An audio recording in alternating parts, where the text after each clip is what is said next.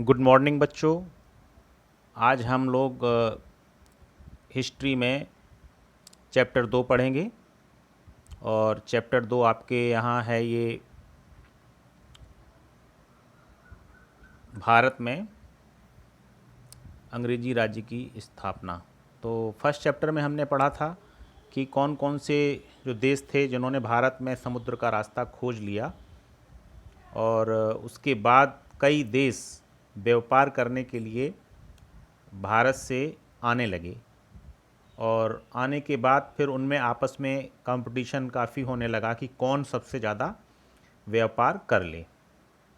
तो इतने सारे देश भारत में व्यापार करने के लिए आए, लेकिन भारत में जो अच्छे तरह से यहाँ पर अपना वर्चस्व बनाने में सफल हुआ वो था अंग्रेजी राज्य।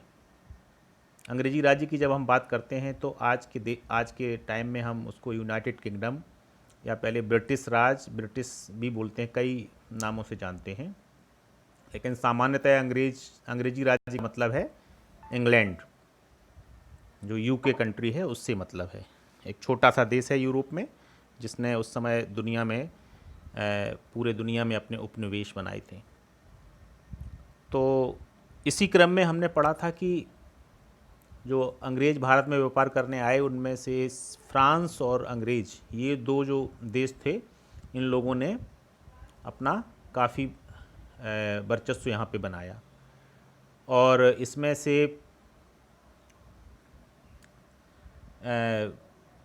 धीरे धीरे करके इन्होंने यहाँ पर अपना वर्चस्व बनाने के लिए, अपना राज्य स्थापित करने के लिए कौन कौन से तरीके अपनाए, इसके बारे में हम लोग इस चैप्टर में पढ़ेंगे।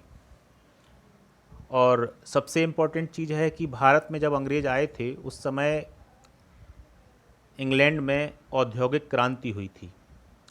औद्योगिक क्रांति का मतलब ये होता है कि वहाँ पर बहुत सारे नए कल कारखाने लग गए थे जिनको कि सामान बनाने के लिए कच्चा माल चाहिए था। अब कच्चा माल, इंग्लैंड तो छोटा देश था, अब इतना सारा कच्चा माल कहाँ से मिले, इसलिए इन लोगों ने दूसरे देशों की ओर अपना ध्यान आकर्षित किया।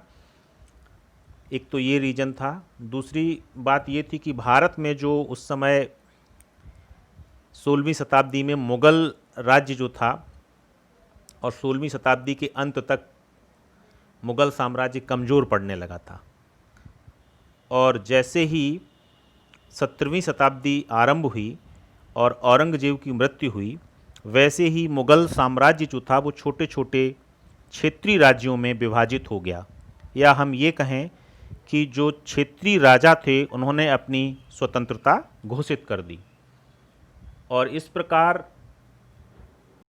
वहाँ पर अंग्रेज़ों को या फ्रांसीसियों को व्यापार करना आसान हो गया और उनको मौका मिल गया कि वो भारत को एक उपनिवेश बनाएं। उपनिवेश का क्या मतलब होता है? उपनिवेश का मतलब होता है कि कोई भी देश जब दूसरे देश पर अपना वर्चस्व बना लेता है तो उसमें वर्चस्व बनाने के बाद वो उसके संसाधनों का प्रयोग अपनी तरीके से करता है, और अपने संसाधनों का प्रयोग अपनी तरीके से करता है। तो जैसे मान लो भारत पे व्यापार करने के लिए इंग्लैंड आया और इंग्लैंड ने भारत के ऊपर वर्चस्व बना लिया, यानी यहाँ पे ज़्यादातर संसाधनों पर अपना अधिकार कर लिया, यहाँ के राजाओं को हरा दिया और अधिकार कर लिया। तो पहला देश जो है इंग्लैंड और दूसरा देश जो भारत है, तो भारत इंग्लैंड का उपनिवेश हो गया। अब यहाँ के जितने भी संसाधन हैं उसका प्रयोग पहला देश यानी इंग्लैंड जो है वो अपने देश की समृद्धि के लिए करेगा। तो ये इस उपनिवेश का मतलब यही होता है। अब बात आती है कि भारत में उपनिवेश राज्य अंग्रेज़ों ने क्यों बनाया।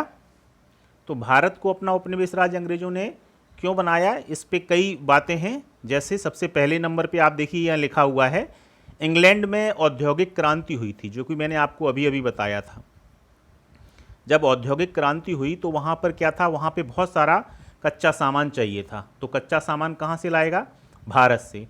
और भारत से कपड़ा, कपड़ा बनाने के लिए बहुत सारा कपास आसानी से मिल सकता था, और यहाँ बहुत ही सस्ते दामों पर, चूँकि ये भारत एक उपनिवेश था, यहाँ पर वर्चस्व था इंग्लैंड का, और यहाँ से बहुत सस्ते दाम में खरीद कर अपने देश में वो कपड़ा बना के और बहुत ही वापस ला के भारत में महंगे दाम में बेच सकता था, तो उससे बहुत ज़्यादा धन कमा सकता था। पहली बात। दूसरी चीज़ कि भारत में कुछ ऐसी फसलें थीं जो भारत में आसानी से पैदा की जा सकती थी। जैसे क्या था, सबसे इम्पोर्टेंट आप इसमें पढ़ेंगे नील, पटसन, और उसके बाद है अफीम, गन्ना। ये फसल भारत में आसानी से उपजाई जा सकती थी, और यहाँ पर उपनिवेश होने के कारण इनका बहुत ही कम लागत आती थी, और इन चीज़ों को वो वापस इंग्लैंड में ले जाते थे और अपने बड़े बड़े कारखानों में उनको बना के फिर वापस भारत में महंगे दामों में बेचते थे। उनका मुनाफा कई गुना बढ़ जाता था। फिर उसके बाद इस पे देखिए दिया है तीसरे नंबर पे कि इसमें जो है व्यापार जो करते थे उनको इतना सारा सामान जल्दी से चाहिए था, तो उन्होंने क्या किया, भारत में रेल लाइन बिछा दी। और रेल लाइन बिछाने से क्या फ़ायदा हुआ कि जल्दी से वो अपनी दूरी, बहुत अंदर गांव में जाते थे और बहुत सारा सामान लेके, और जल्दी उनका जो मोबिलिटी थी, उनका जो एक जगह से दूसरे जगह जाने का जो गति था वो बहुत बढ़ गया, और आसानी से और बहुत जल्दी से सामान ला सकते थे और अपने देश को ले जा सकते थे। और इन सब कामों के लिए कोई ये काम करना इतना आसान नहीं था। इन सब कामों को करने के लिए उनको कई अधिकारी रखने पड़ते थे, और वो अधिकारी जो है यही सब गतिविधियां करते थे। और इससे क्या हुआ कि इंग्लैंड तो बहुत अमीर होता चला गया, क्योंकि भारत के संसाधनों का दोहन इंग्लैंड ने किया और वो जल्दी से जल्दी अमीर होता गया। लेकिन भारत गरीब होता चला गया, और भारत गरीब होने के कारण जो है यहाँ की स्थिति बिगड़ती चली गई। और अमीर इंग्लैंड पहले से ही अमीर था, उसके संसाधन पहले से ही मजबूत थे और मजबूत होते चले गए।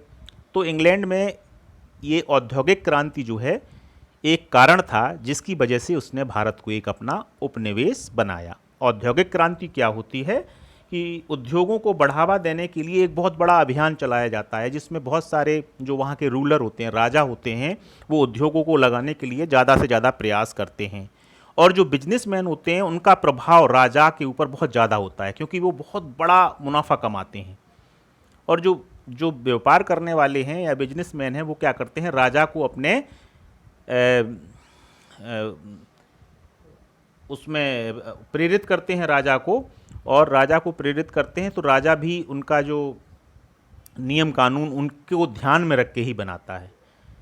तो इस प्रकार औद्योगिक क्रांति के समय बहुत सारे व्यापारियों ने वहाँ की जो सरकार थी, वहाँ का जो राजा था, उसके ऊपर अपना बहुत ज़्यादा दबाव बनाया हुआ था, बहुत ज़्यादा अपना उसको प्रभावित किया हुआ था। अब हम ये देखेंगे कि इसके बाद क्या होता है कि भारत के व्यापारी जो है किस प्रकार गरीब होते गए और वहाँ के व्यापारी अमीर होते गए। देखिए इसमें एक चित्र है, इस चित्र को आप सभी लोग ध्यान से देखें। इस चित्र में क्या दिखाया है, इस चित्र में देखिए ये सबसे ऊपर दिखाया गया भारत में कपास की पैदावार। ये देखिए भारत में कपास पैदा किया, यहाँ ज़मीन की तो कमी है नहीं, यहाँ बहुत सारा कपास पैदा किया इन लोगों ने। फिर को ये इन लोगों ने ले जाके कहाँ भेज दिया, इन्होंने अपने देश इंग्लैंड में भेज दिया। इंग्लैंड में भेज दिया यानी यहाँ पैदा किया, अब ये कपास कहाँ चला गया, इंग्लैंड में। अब इंग्लैंड में बड़े बड़े कारखाने लगे हुए हैं, तो वहाँ पे क्या होगा, अब इसको इन्होंने मशीन में बनाना शुरू किया, इसको मशीन में बनाना शुरू किया। देखिए मशीन में, ये मशीन लगी हुई है, इसमें इन्होंने उसको कपास से अच्छा अच्छा कपड़ा बनाया, और कपड़ा ज़्यादा मात्रा में भी बना सकते थे और उसकी क्वालिटी भी थोड़ी इम्प्रूव कर सकते थे। मशीन से बनी हुई चीज़ की जो फिनिशिंग होती है हमेशा अच्छी होती है, तो उन्होंने उसको बनाया। अब उसको बनाने के बाद देखिए फिर वो भारत में आके फिर ये देखो यहाँ पे बेच रहे हैं बहुत महंगे दामों में। तो ये जो मुनाफा था वो किसके पास जा रहा है, अंग्रेज़ों के पास।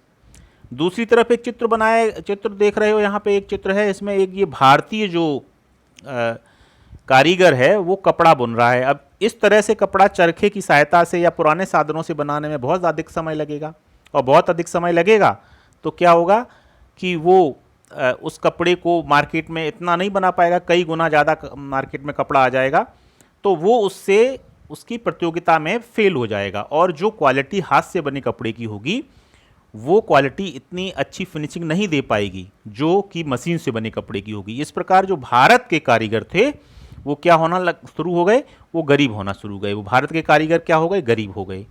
और सारा जो धन था वो किनके पास चला गया, इंग्लैंड के पास जाने लग गया। तो इस प्रकार हम देखते हैं कि भारत का जो कारीगर था वो गरीब होता चला गया, और जो इंग्लैंड का कारीगर था और जो उद्योगपति थे वो अमीर होते गए। और इससे न केवल जो उद्योगपति थे, जो न केवल व्यापारिक जो कंपनियां थीं, जैसे अंग्रेजों की कौन सी व्यापारिक कंपनी थी, ईस्ट इंडिया कंपनी, और फ्रांसीसियों की जो कंपनी थी वो ईस्ट इंडिया, फ्रांस की जो कंपनी थी वो फ्रांस की थी, और जो अंग्रेज़ों की कंपनी थी वो अंग्रेज़ों की थी। तो वो दो देश ऐसे थे जो सबसे ज़्यादा कंपटीशन कर रहे थे। अब इन कंपनियों के व्यापारियों का सीधा राजा के ऊपर प्रभाव था। अब इसमें क्या होता है कि अब वहाँ पे ये सब होता है। अब जब कोई कंपटीशन, अब इंग्लैंड और फ्रांस में आपस में इतना ज़्यादा कंपटीशन हो गया कि वो एक दूसरे से जो है फ्रांस और इंग्लैंड एक दूसरे से, अगर उनका यूरोप में कोई युद्ध होता तो उसका प्रभाव हमको भारत में भी दिखाई देता, क्योंकि दोनों को ही अपने अपने यहाँ उद्योग बढ़ाने थे, दोनों को ही कच्चा माल चाहिए था। अब इन दोनों में जो ज़्यादा मजबूत होगा वही जीतेगा और वही अपना वर्चस्व बनाएगा। तो पैसा व्यापारियों ने कहाँ लगाया और उससे कई गुना ज़्यादा मुनाफा कमाया। अब यहाँ पे एक क्वेश्चन किया गया है बच्चों कि अगर आपको कुछ पैसा दिया जाए, ये देखिए ये क्वेश्चन यहाँ दिया गया है। मान लो आपको पैसा दिया जाए और आपसे ये कहा जाए कि ये हम आपको 1000 रुपया दे रहे हैं और इससे आपको मुनाफा कमाना है, तो आप सोच कर बताओ कि आप उस पैसे को अपना घर में रख दोगे तो उससे आपको फ़ायदा होगा, या आप उसको बैंक में जमा करोगे तब उससे फ़ायदा होगा, या उससे सोना चांदी खरीद लोगे, या फिर उसको किसी उद्योग में लगा दोगे या किसी बिजनेस में लगा दोगे जिससे कि वो आपका पैसा बढ़ जाए। और आप जहाँ भी अपना पैसा इन्वेस्ट करेंगे या जहाँ भी उस पैसे को लगाएंगे वो क्यों लगाएंगे, ये भी आप लोग विचार करना। अगली क्लास में हम आपको इसके बारे में पूछेंगे, तो आप लोग सोच कर रखना और आप अपने ग्रुप में इसका आंसर भी बता सकते हो। तो इस प्रकार हम देखते हैं कि भारत में ईस्ट इंडिया कंपनी और फ्रेंच ईस्ट इंडिया कंपनी दोनों ही व्यापार को बढ़ावा देने के लिए आपस में लड़ती रहीं, और लड़ते लड़ते इन दोनों ही कंपनियों ने सीधा सीधा युद्ध के मैदान में आ गए। जैसे दो राजा आपस में लड़ते हैं, इस प्रकार ये दोनों देश आपस में भारत में उनका ये निश्चित हो गया कि जो शक्तिशाली होगा वही भारत में व्यापार करेगा और जो कमज़ोर होगा वो वापस लौट के दूसरे देशों में चला जाएगा, या फ्रांस चला जाएगा या इंग्लैंड चला जाएगा। अब इसमें भारत में जो स्थापना करने में, अंग्रेजी राज्य की स्थापना करने में सबसे इम्पोर्टेंट जो रोल है, सबसे ज़्यादा इम्पोर्टेंट रोल है वो है लॉर्ड क्लाइव का। याद कर लीजिए, लॉर्ड क्लाइव। तो जो लॉर्ड क्लाइव हैं उनका बड़ा योगदान है। हम इसको अगले जब हम क्लास लेंगे तब आपको इसके बारे में विस्तार से बताएंगे। तो लॉर्ड क्लाइव जो है वो इंग्लैंड की तरफ से बहुत ही इम्पोर्टेंट रोल है, और जो दूसरी तरफ फ्रांस की जो कंपनी थी ईस्ट इंडिया कंपनी, उसमें डुप्ले का बहुत बड़ा रोल है, डुप्ले। तो इन दोनों का क्या कंपटीशन होता है और कौन जीतता है आपस में, और किस तरह से ये लोग अपनी नीति अपनाते हैं यहाँ स्थापना करने के लिए, नेक्स्ट क्लास में हम आप लोगों को इसके बारे में विस्तार से बताएंगे। तब तक आप इसको पढ़ें और समझें। इसके अलावा जो है आप लोगों को कुछ आज नहीं करना है, केवल इसको पढ़ के और समझना है।